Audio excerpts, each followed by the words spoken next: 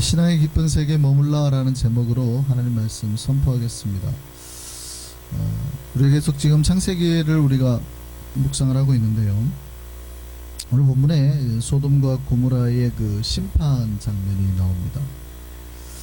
하나님께서 하늘에서 유황과 불을 비같이 내리셔서 그 지역을 심판하셨습니다. 근데 이제 좀 우리가 달리 생각할 필요가 있습니다. 소돔과 고모라가 그렇게 멸망당한 이유가 우리가 생각하는 것처럼 단지 동성애 때문만로 이해하기는 좀 어렵습니다. 그러니까 물론 그 지역이 굉장히 심판을 받기에, 그러니까 그렇게 받기에 마땅한 지역이니까 심판하셨는데, 그러니까 심판의 원인이 단지 동성애 때문이라고 보기에는 어렵다 이 말이에요. 그거는 오늘날에 우리가 동성애하는 사람들을, 그러니까 니들은 그 이유만으로도 하늘에서 불과 하늘에서 유황과 뭐 불이 비처럼 내려서 니들 다 죽여야 돼, 이렇게 직접적으로 연관해서 생각하기가 되게 곤란하다 이 말이에요. 함부로 그렇게 우리가 말하면 안 된다는 겁니다. 왜냐하면 사실 아주 똑같은 사건이 사사기에도 등장을 합니다. 그러니까 레위인이 사실은 레위인이 첩이 있다는 사실 자체가 더 말이 안 되죠. 근데 레위인이 자기 첩을 데리고 베냐민 지파의 땅인 기브아 지역을 지나가면서 하룻밤을 묵게 되는 사건이 나죠. 근데 그 지역에 불량배들이 나와가지고 똑같이 뭐라고 그러냐면 상관하자라는 말이 영어로 보면은 섹스라고 돼 있잖아요. 성관계를 맺자는 말이거든요. 그런데 거기에도 똑같이 말합니다. 그들을 다 내놓으라는 거예요. 그러니까 단지 동성애뿐만 아니라 굉장히 폭력적인 사건인 거예요. 공식적으로 누구네 집을 찾아가서 기습을 하고 습격을 하고 수많은 마을 사람들이 그 집을, 그러니까 그 지역이 다 폭력배인 거죠. 괴롭히고 내놓으라는 거지. 그러니까 그런 사건으로 봐야지 이걸 단순히 동성애로 보기에는 굉장히 어려움이 있는 겁니다. 그러니까 여러분 집에 밤에 누군가가 동네 사람들이 다 찾아와가지고 막 문을 두드리고 다 나와! 뭐 이렇게 하는 사건인 거지, 이게 단순히 그냥 어떤 동성애적인 사건으로만 이해하기는 쉽지 않습니다. 그러니까 그런 장면이 똑같이 나왔는데도 하나님이 그 지역을 불로 심판하진 않았단 말이에요. 사사기에 나오는 똑같은 사건이 있는데도 그 지역을 불로 심판했다는 장면은 아닙니다. 그러니까 소돔과 고모라는 단순히 동성애 죄악이 아니라 사회적 병폐입니다. 완벽하게 하나님 보시기에 이런 사회는 하나님 보기에 완전 병든 사회, 문제가 있는 사회라는 거예요. 그러니까 에스겔의 말씀을 보면 소돔은 어떻게 했대요? 부자들이 자기들만 생각했다는 거예요. 가난한 사람은 전혀 생각하지 않은 사회. 부자들이 자기 배만 배불렸던 사회.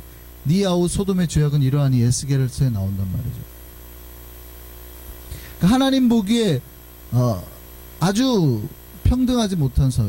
또요, 이방인이었던 롯에 대한 불만도 가득했습니다. 네가 우리 법관 노릇 하려고 이러는 거야? 뭐 이런단 말이죠. 그러니까 보면은 롯이 성문에 앉아 있었다라는 장면이 나오죠. 천사들을 만난 장면에서. 그러니까 롯이 성문에 앉아 있었다는 장면이, 그 성문이라는 거는 고대 사회의 재판자리입니다. 재판자. 그냥 성문밖에 앉아 있었다는 표현이 아니고 그가 재판석에 앉아서 사람들의 시시비비를 가려주는 역할을 했다는 거예요. 근데 그게 이방인이 들어와서 그렇게 하는 게 되게 마음에 안 들었던 거예요. 소돔 지역 사람들이. 건방지다. 왜냐하면 아브라함이 그 지역 사람들이 다 잡혀가는 걸 살려냈잖아요. 그러니까 롯이 굉장히 사회적인 꽤나 셀럽으로 이제 자리를 잡았던 것 같아요. 높은 지위에. 이게 못마땅했어요. 그래서 주변 사람들이 다 롯의 집에 찾아와가지고 할 때 뭐라고 그러냐면, 이렇게 하지 마라 그러니까, 네가 우리한테 법관 노릇 하려고 그러는 거야? 라고 말을 하거든요. 그러니까 그 사회에 뭐가 있었냐면 그런 어떠한 차별주의, 지역 이길주의나 차별주의도 강했던 것 같아요. 하나님 보시기에는 그 지역에 하나님의 사랑이나 자비나 평화나 나눔은 없는 거예요. 그 위에 플러스 뭐가 있어요? 성적인 더러움까지.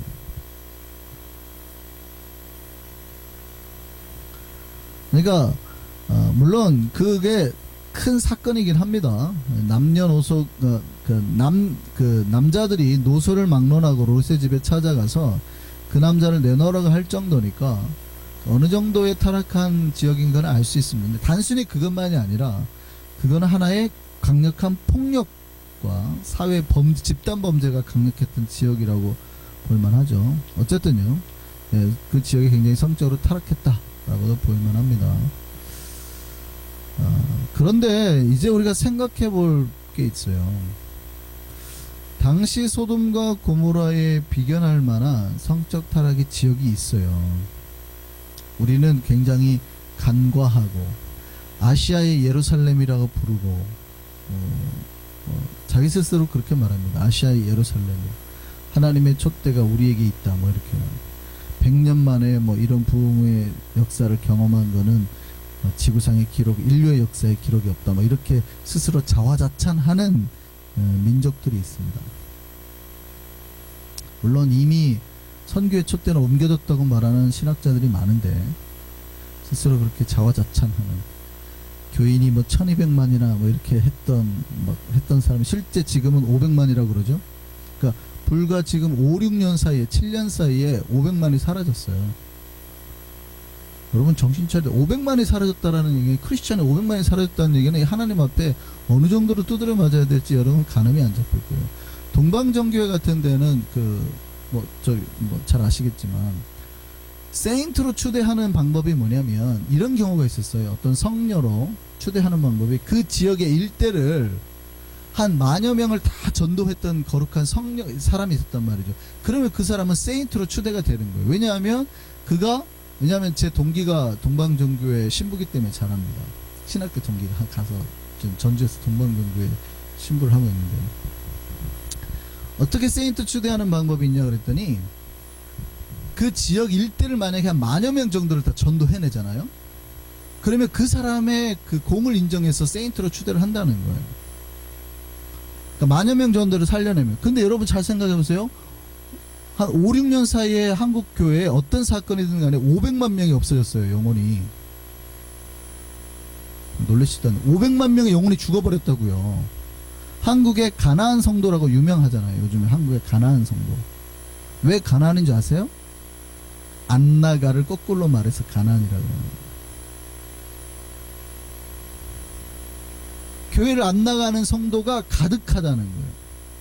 500만 명을 죽였어요. 누군가의 때문인지는 모르겠는데, 어떤 영향력 때문인지 모르는데 최근 사이에 7년 사이에 500만 명이 사라져버린 거예요. 그것도 청년들이. 그럼 도대체 그 죄는 누가 감당할 거냐고요. 1200만이라고 자랑쳤을 때가 5, 6년 전이에요. 지금 500만밖에 안 돼요. 여러 가지 이유가 있습니다. 여러 가지 이유가 있지만 오늘 소돔과 고모라에 비견할 만한 제가 데이터를 한번 말씀드릴게요. 2003년 신문에 이런 기사가 났습니다. 영국에 있는 한인사회 기사가 나와가지고 크게 난리 났었는데요. 한국의 전체 20대 여성 중 5명 중 1명이 성매매 종사자라고 통계가 나온 거예요. 신문에. 한국에 있는 20대 여자 중에서 5명 중에 1명이 성매매 종사자라고 나온 거예요. 이게 난리가 난 겁니다. 이건 뭔가 문제가 있다. 그렇게까지 심하지 않다. 그러니까 표본 오차, 표본이라는 얘기는 누구를 대상으로 이제 데이터를 했느냐에 따라서 문제가 되죠. 그래서 통계라는 거는 표본이 조금만 달라져도 전혀 다른 결과가 나올 수 있으니까 문제가 있다라고 했어요. 근데 제가 최근 자료를 살펴봤더니 그게 크게 달라지지는 않은 것 같아요. 2010년도 이후에는 아예 이런 조사를 하지 않았습니다. 부끄러워서 그런지 아예 이런 조사를 하지 않았어요. 2010년도에 성매수 실태조사에 이제 형사업계에서 형사들이 도대체 이거를 갖다 어떻게 잡아내야 될까 통계치를 낸 게 있어가지고 그 결과를 보고 한국에 도대체 그럼 유흥 단란주점이 몇 개인가 라는 데이터와 거기에 몇 명이 일하는가를 데이터를 이제 쭉 뽑아보니까 계산이 나오잖아요. 20대 여성 중에 몇 명이 실제 일을 하고 있고 그 중에 몇 명이 그럼 유흥업소 종사자냐 뭐 이런 게 이제 데이터가 통계가 나올 거 아니에요. 2011년 통계자로 봤더니요. 22세에서 35세의 미혼 여성 중에서 6.8명 중 1명이 해당 업계 종사자의 업계에서 일한다고 나오는 거예요. 근데 이거는 굉장히 줄인 추세랍니다. 그러니까 통계가 굉장히 줄여서 나온 거라고 그래요. 더 놀라운 거는요, 2010년 성매수 실태조사를 보니까 2010년 한 해 동안 한국 남자 10명 중 4명이 성매매를 했다고 나온 거예요. 그 중에 그러면은 총각들만 그랬냐 그랬더니 기혼자들이 2010년 1년 동안 성매매한 횟수가 몇 명이나 했더니 현재 결혼한 남성의 40%가 성매매를 했다는 거예요. 도대체 놀라지도 않으신다고요. 여러분, 한국 남자 중에 평생에 한 번이 아니라 1년 동안 한 번 이상의 성매매 횟수를 한 게 거의 절반이에요. 2명 중 1명 만나는, 여러분 길거리 다니다가 2명 중 1명이 1년 동안에 성매매 한 번 이상 한 기록이 있다는 얘기예요. 기혼자 중에.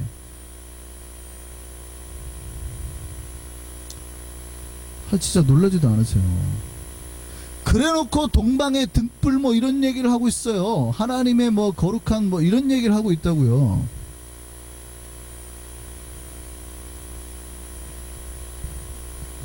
이게 어느 정도 충격이냐면 미국이나 영국에 비하면, 미국이나 영국은 한국에 비하면 10분의 1 수준도 안 돼요. 그러면 전 세계적으로 과연 이런 경우가 있나? 뭐 프랑스 같은 게 성매매 그런 막 공창 이런 게 사창이 유명하잖아요.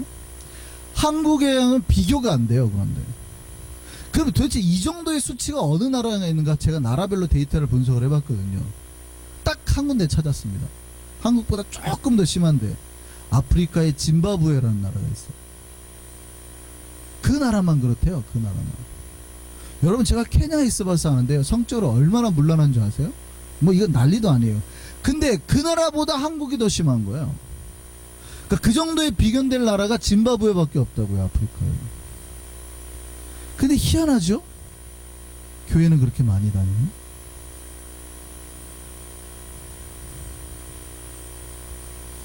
더 놀라운 수치도 있어요. 2011년 12월 달에 시민단체 중에서 남성연대가 저 수치가 허구다라고 자기 자체적으로 조사해가지고 연구한 결과가 있어요.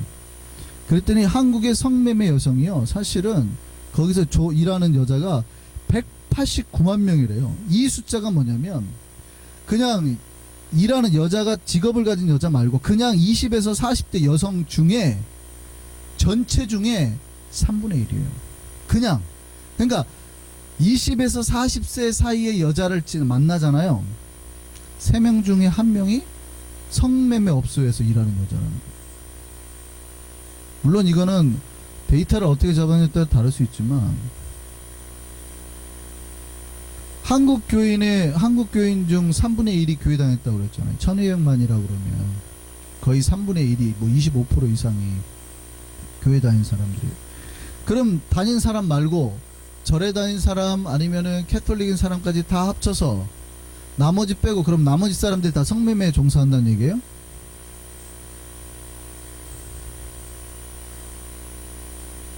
문제는 교회 안에도 있다는 거예요. 그 사람들이 교회 안에서 목사로, 장로로, 집사로 있다는 거예요. 그러니까 별로 하도 우리가 세상 험한 꼴을 많이 당해서 놀라지도 않아요, 진짜.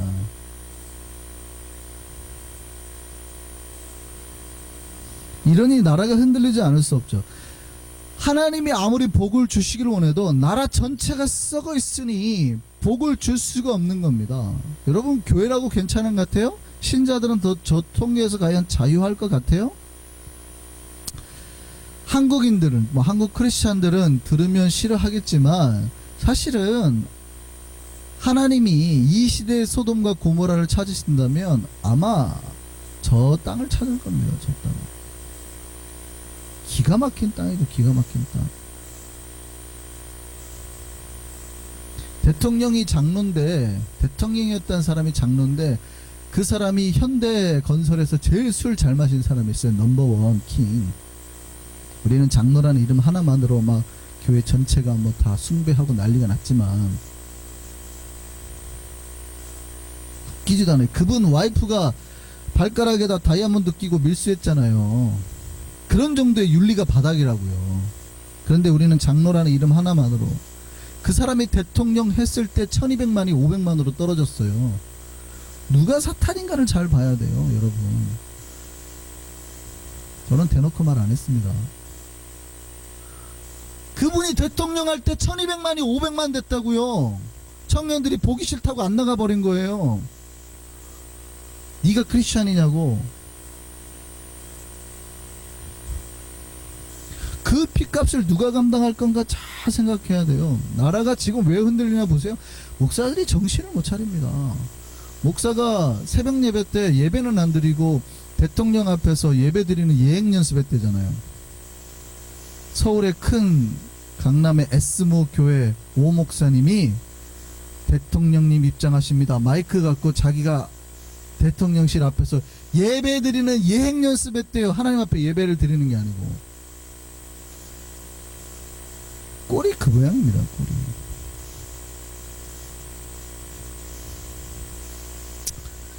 여러분, 물론 이 이야기는 어쩌면 세상 사람들 이야기일 수 있습니다. 그죠? 세상 사람들 이야기. 교회에서는 이런 일이 없을 거라고 저는 생각을 합니다. 뭐 세상 사람들은 자기들이 하고 싶은 대로 하고 살죠. 자기들이 돈 벌어서 자기들의 욕심과 욕망을 위해서 합니다. 그걸 나무라는 사람 누가 있겠어요? 자기가 돈 벌어서 자기 욕망을 위해서 자기 쾌락을 위해서 돈을 지불한다는데 누가 뭐라고 하겠습니까? 그게 일반적으로 통용되는 세상의 방법이에요. 그냥 냅두자고요. 그냥 그들 망하게 두자고요. 뭐 우리가 전도를 안 하겠다는 얘기가 아니라 그냥 오늘 아침에는 그 얘기를 하려고 하는 게 아니니까. 그냥 세상 사람들은 그렇게 하나님이 불러서 심판하도록 내버려 두자는 거예요. 문제는 그 심판에 과연 크리스찬들이 살아남을 수 있느냐 없느냐를 고민해 보자는 거예요. 문제는 신자들입니다. 특별히 신실한 신자들 말고 약간 중간지대에 머물고 있는 신자들. 그게 이제 오늘 본문에 등장하는 사람의 캐릭터예요. 이 사람은 하나님을 알아요. 하나님을 안다는 얘기는 믿음이 있다는 얘기예요. 신앙생활도 하고 있어요. 그런데 여전히 세상이 좋아요. 세상에 돈도 좋고 하나님하고 돈하고 저울질되면 많은 경우에 돈을 선택하는 사람들입니다. 영국 교회를 부흥시켰던 요한 웨슬레 목사가 하루는 이제 돈에 대해서 설교를 했습니다. 그 교회 부자들이 꽤 많이 교인들 앉아 있었나 같아요. 이렇게 했습니다. 첫째, 열심히 일해서 돈을 많이 버십시오. 은혜를 받았대요. 둘째, 절약해서 저축하십시오. 그랬더니 또 은혜를 받더래요. 셋째, 모은 돈은 선한 일에 사용하십시오. 그러니까 그 교인들이 이렇게 말했대요. 좋은 설교 다 버렸네. 여러분, 십자가를 믿는 기초가 뭐래요? 바울이 먼저 우리가 예수를 믿으려면 그 정욕과 탐심을, 욕심과 욕망과 탐심을 십자가에 못 박으라. 먼저 못 박고 시작하는 게 기독교라는 거예요. 내 속에 일어나는 욕망과 내가 가지고 있는 탐심, 그리드를 십자가에 먼저 못 박고 시작하는 게 기독교라고요.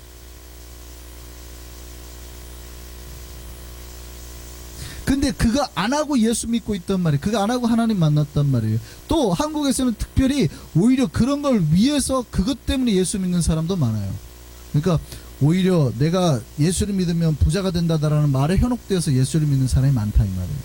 정반대인데 기독교는 내가 가지고 있는 욕망이나 탐심을 먼저 십자가에 못 박고 시작하는 게 기독교인데 정반대로 생각하고 교회를 다니는 사람도 꽤 많더라는 거죠. 그러니까 이들은 처음 시작할 때 세상을 버리고 교회 안에 들어와야 되는데 그렇지 못했어요. 그런데 하나님도 만난단 말이죠. 그리고 영적인 체험도 하게 된단 말이죠. 근데 여전히 마음속에 처음에 자기 욕심과 그 탐심을 십자가에 못 박지 않았으니, 그리고 하나님 만났으니 여전히 마음속에 뭐가 있어요? 여전히 세상의 재물도 좋아요. 여전히 세상 사람들의 관계나 그들로부터 받는 존경도 즐긴단 말이죠. 롯이 딱 그랬다고요. 롯이 이제 세상 사람들의 판관 역할을 하니 그 사람들로부터 존경받고 사는 거예요. 그들로부터 얻어지는 이제 수입도 돈도 꽤 많은 거예요. 이걸 포기할 수 있을까요? 없을까요? 심판날 그게 포기가 안 되더라는 거예요.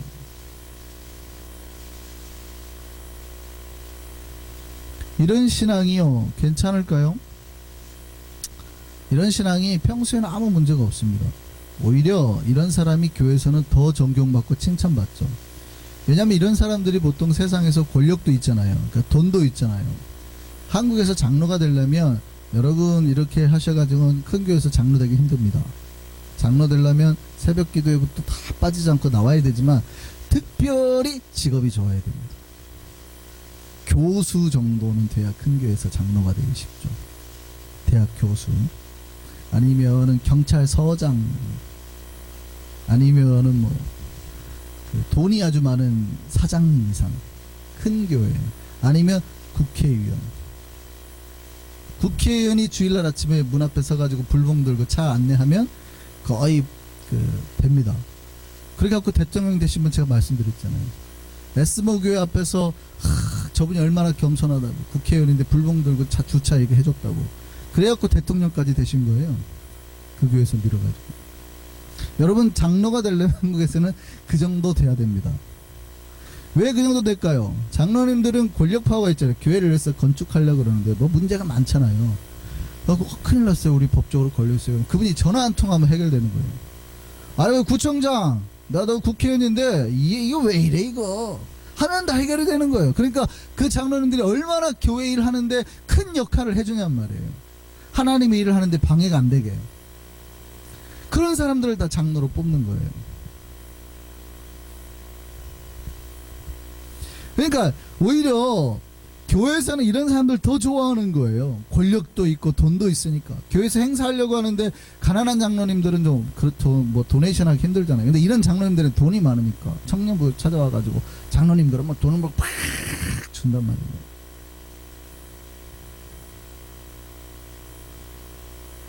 이런 사람들이 장로가 돼요. 장로가 되니, 장로란 얘기는 교회의 큰 계획들을 결정하는 역할 아니에요? 그러니까 한국교회가 좀 욕을 하면 그따윈 결정들을 해내는, 기가 막힌 결정들을. 목사들이 설교를 못해요. 왜냐면 장로들이 보고 있거든. 그런 사람들을 장로로 뽑아놓고, 신앙도 안 보고 그런 사람들을 장로로 뽑아놓고 보고 있단 말이죠. 그래, 한국교회 설교를 들어보세요. 똑바로 사세요라고 말하는 목사가 있어요, 없어요? 죄짓지 마세요라고 말하는 목사가 있어요, 없어요? 없다니까요. 할 수가 없는 거예요. 장로님들이 보고 있는데. 저 목사님 날립시다. 그러니까 목사들 설교가 다 그렇게 되는 거예요. 왜요? 장로를 그렇게 뽑아놨으니, 신앙이 없는 사람들을 뽑아놨으니, 정치꾼들을 뽑아놨으니. 잘 들어보세요. 큰 교회 목사님들 잘 들어보세요. 항상 은혜다, 잘합니다, 우리 장로들 제일 좋습니다, 우리 교회들 제일, 이런 얘기만 하지 똑바로 사세요. 한국교회가 잘해요? 미쳤다니까요. 저 나라가 3명 중 1명이 성매매 유흥업소 종사자라고 통계가 나올 정도예요. 근데 똑바로 살아라고 말하는 목사를 봤어요? 항상 은혜만 얘기하잖아요. 하나님 우리를 사랑하십니다. 사랑하기는 무슨, 회개하라니까 자꾸 사랑한다고 얘기하고 있어.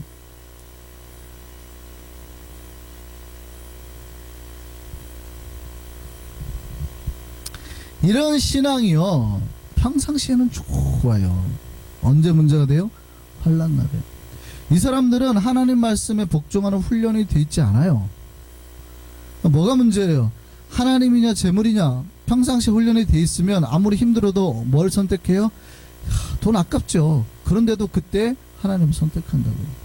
그런데 이들이 훈련이 안 돼 있으니 그 날에 빨리 이제 피해라, 환난 날에 피해라라고 말하는데 돈 챙기느라 하나님의 음성이 들리지 않아요. 하나님께서 구원의 길로 인도하시면서 더 이상 이제 그거 돌아보지 마 해도 자꾸 뭐예요? 돈 돌아본다고요. 더 문제는 많은 신자들이 그래도 괜찮다고 생각하는 거예요. 실제로 그런 신자들이 많기 때문에. 롯의 아내가 왜 죽었습니까? 천사가 돌아보지 마 했는데 돌아왔잖아요. 확실히 하죠. 신자는 하나님 말씀에 순종하는 사람이에요. 오늘 본문에 소돔 땅을 피하면서 천사가 이렇게 말했습니다. 창세기 19장 17절이요. 그 사람들이, 그 천사들이 말하는 거예요. 그들을, 롯의 가족을 밖으로 이끌어낸 이후에 이르되 도망하여 생명을 보존하라. 그 다음에 뭐라 그래요?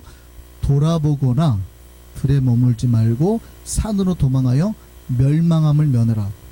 그러니까 돌아보면 멸망당한다는 거예요. 멸망함을 면해라. 그런데 롯의 가족은 하나님의 도우심을 받는 신앙인이잖아요. 그러니까 하나님이 도우시는 신자라고요. 그러니까 여기까지는 확실하죠. 신자죠. 그리고 천사들을 직접 눈으로 만난 사람들이에요. 그러니까 그 말은 그들이 신자란 얘기예요. 신앙인이란 얘기예요. 그런데 소돔 지역을 빠져나오다가 롯의 아내가 소금 기둥이 돼요. 죽어버려요. 멸망당해요. 불로써 멸망당한 게 아닙니다. 불로 멸망당한 게 아니라 그 사람만 독특하게 소금 기둥이 돼서 죽었어요. 불로 죽은 게 아니에요. 소금 기둥이 돼서 죽었단 말이에요. 왜요? 그건 불순종했어.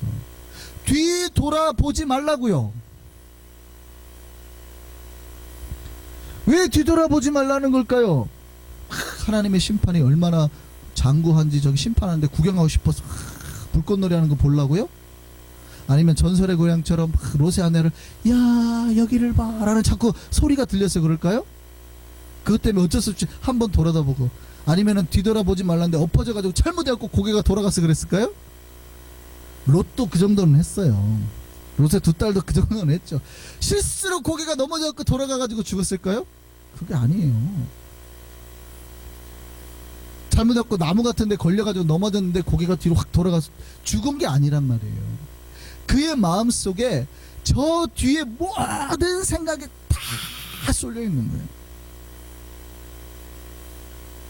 지금 구원의 천사가 보여주는 앞만 보고 나아가야 되는데 두고 온 뭐가요? 재산이. 자기들이 다 잃어버린 권력이 아까운 거예요. 그 집이 아까운 거예요. 자, 그러니까 그 마음속에 온통 그 생각이 있으니 아까워 어떻게 하고 뒤돌아봤더니 어떻게 해요? 그 사람만 독특하게 소금 기둥으로 멸망했던 거예요. 그는 자기가 가진 소유가 뒤돌아보지 말라는 주의 음성보다 더 컸다고요. 유시화라는 시인의 시에 이런 거 있습니다. 새는 날아가면서 뒤돌아보지 않는다라는 19에 이런 내용이 나옵니다. 다시는 묻지 말자. 내 마음을 지나 손짓하며 사라진 것들을, 저 세월들을, 다시는 돌이킬 수 없는 것들을 다시 묻지 말자는 거예요. 새는 날아가면서 뒤돌아보는 법이 없다. 고개를 꺾고 뒤돌아보는 새는 이미 죽은 새다. 새는 날아가다가 뒤돌아보는 법이 없다고요. 날아가다가 뒤돌아보는 새는 이미 죽은 새만이 그렇게 한다는 거예요. 여러분, 하나님 믿는다고 하면서요, 뒤돌아보면 안 돼요. 하나님 나라를 향해서 가는 자가 뒤돌아보면, 뒤돌아본다는 건 내가 실수로 뒤돌아봤다는 얘기가 아닙니다. 내 마음속에 내가 세상에 두고 미련두고 온 그 권력이나 내가 저걸 해서 크리스천이 돼가지고 예전에는 1년에 한 번 정도 성매매를 했다고 쳐봐요. 어떤 남자가. 근데 크리스천이 됐다 그러면 그걸 포기해야 되는데 그걸 포기 못하고 여전히 미련을 두고 있는 거예요. 예전엔 재밌었는데. 그게 뒤를 돌아보는 거예요. 예전에는 도박해가지고 신났단 말이죠. 재밌었는데. 예수 믿었으면 끊었어야 되는데 여전히 미련이 남는 거예요. 재밌어.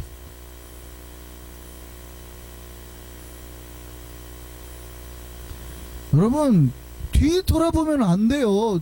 죽은 자만이 뒤돌아본다고요. 그러니까 내가 아직 하나님의 새로운 생명으로 살아나지 못했다는 얘기예요. 누가복음 9장 62절 말씀 보시죠.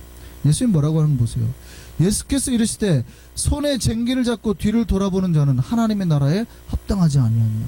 하나님의 나라에 합당하지 않다고요. 하나님의 나라에.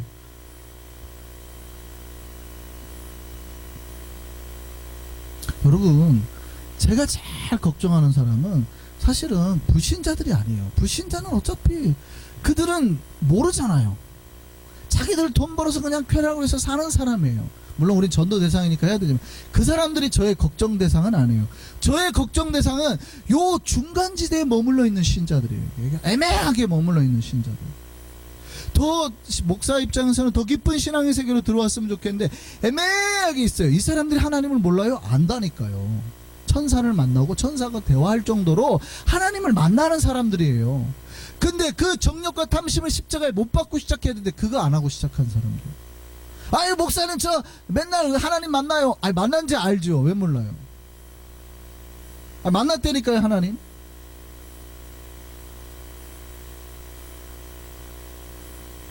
세상 것을 버리고 포기를 하고 신앙생활을 했어야 되는 거예요. 여전히 그 마음속엔 세상 사람들이 하고 싶은 거 다 하려고 그래요. 다. 그들이 쾌락생활 하는 거 다 따라 하려고 그러는 거예요. 하나님 나라에 합당하지 않을 수 있다는 거예요. 반면에 오늘 본문에 신앙의 깊은 세계를 가진 사람이 한 명 나오죠. 아브라함입니다. 그는 앞에서 하나님이 심판하시던 그 말씀을 기억하고 아침부터 소돔과 고모라 지역을 향하고 있었습니다. 아침부터 왜 소돔과 고모라 지역을 향하고 있었을까요? 원래 아브라함이 뭐 했어요? 그 앞에? 중보기도 했잖아요. 중보기도 했잖아요. 그 지역을 놓고. 아침에 일어나서 뭐 하고 있었다는 거예요? 아침부터 하나님의 말씀 붙잡고 또 기도하고 있었다는 얘기예요. 롯이 살아난 이유가 뭡니까? 여러분 잘 생각하셔야 돼요. 물론 롯이 하나님을 만나는 신앙인 있지만 롯이 천사들로부터 구원을 받은 이유는 롯의 신앙 때문이 아닙니다. 아침 일찍 일어나서 하나님과의 깊은 교제를 가진 아브라함 때문이에요. 오늘 본문이에요. 19장 29절 말씀. 오늘 마지막 본문 같이 읽어보시죠. 하나님이 그 지역의 성을 멸하실 때, 곧 롯이 거주하는 성을 엎으실 때에 하나님이 아브라함을 생각하사 롯을 그 엎으시는 중에서 내보내셨더라. 누구 때문에요? 아브라함 때문에. 롯의 신앙으로 구원받은 게 아니에요. 롯의 신앙으로. 아브라함 때문에. 더 깊은 신자가 있었어요. 롯은 중간지대에서 대충 살았던 사람이고 더 깊은 신앙을 가졌던 누군가가 한 명 있었어요. 그 사람의 중보기도를 하나님이 포기할 수 없었던 거예요.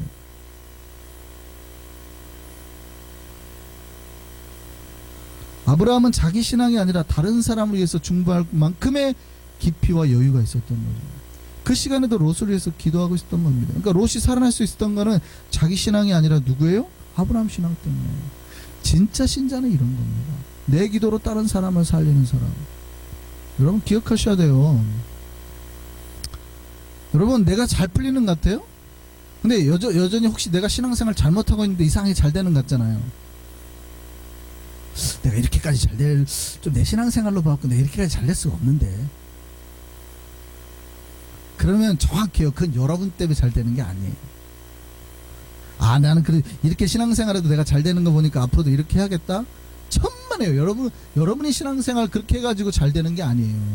누군가가 그 시간에 새벽 시간에 깨워서 누군가가 여러분을 위해서 기도하고 있으니까 잘 되는 거예요. 여러분의 삶으로 신앙으로 잘 되는 게 아니에요. 롯의 신앙으로 롯이 살아난 게 아니라 그 시간에 새벽을 깨워서 여전히 그 지역을 바라보고 기도했던 누군가가 있었다고요. 그 아브라함 때문에 롯이 산 거예요. 그럼 저는 여러분이 어디에 있기를 바라는 거예요? 중간지대에서 누군가의 기도를 받고 사는 신자가 아니라 누군가를 위해서 깊은 세계 속에서 하나님과 교제하며 기도할 수 있는 그 깊은 세계에 저와 여러분이 거하기를 바라는 거예요. 여러분 때문에 누군가가 살아나야 된다고. 그러면 그 복이 다 누구한테 갈까요? 여러분한테 가지. 누구한테? 롯은 다 잃었어요. 중간지대에서 애매하게 산 사람은 결국 다 잃었잖아요. 재산도 잃고 뭐 다 잃었어요. 가족도 잃고. 근데 부흥하고 잘 되는 건 누구가 잘 됐어요? 아브라함이 잘 됐죠. 아브라함은 계속 잘 돼요.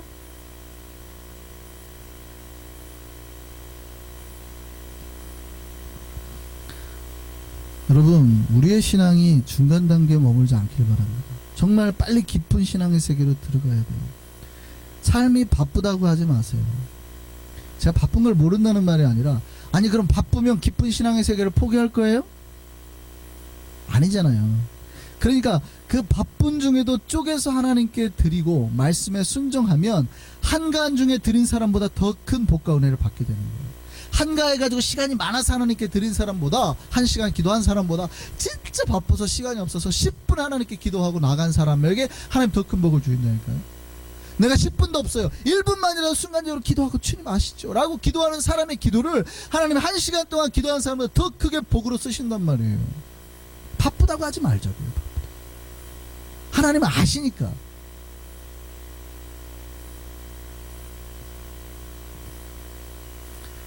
여러분 어중간한 데 있으면 안 돼요. 더 깊이 파셔야 돼요. 더 깊이 파셔야 돼요. 내 신앙 요 정도면 괜찮지. 아니요. 어중간한 게 평소에는 괜찮지만 환난 날에 우리를 멸망하게 만들 수 있다고요. 저는 우리 한성의 백성들이 뉴욕에 있는 어느 교인들 무릿속에 제가 탁 여러분을 던져놔도 저는 여러분이 그들을 인도할 수 있는, 이끌 수 있는 정도의, 그들을 이끌 수 있는 신앙의 지도자 정도의 사람으로 서 있기를 소망합니다. 그게 저의 목표예요. 그걸 위해서 우리가 훈련하고 가르치는 거예요. 그 사람들 다 원하는데 어느 길이 생명의 길인지 뭐 이렇게 모를 때 이 길이 주님이 원하는 길입니다 하고 명확하게 말할 수 있는 사람. 나를 따라오시오. 나를 따라오면 당신들 다 살 겁니다 라고 명확하게 말할 수 있는 사람. 뭐 저렇게 해도 하더라고. 뭐 저렇게도 하니까 뭐 그렇게 좀 해도 괜찮을 것 같기도 하고, 잘 모르겠네. 우리 목사님도 이렇게도 하기도 하던데, 뭐 이게 아니고 진짜 이 길이 생명길이라고, 나를 따라오시라고 말할 수 있는 사람.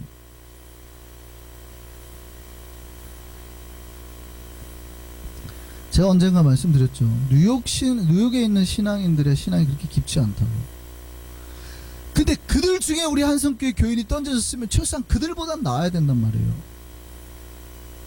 우리가 훈련을 그렇게 받았다면. 근데 혹시 우리 교인이 그들 중에 던져놨는데 그들 밑에서 뒤에 따라가고 있어요? 그럼 정말 위태한 길을 걷고 있는 거예요.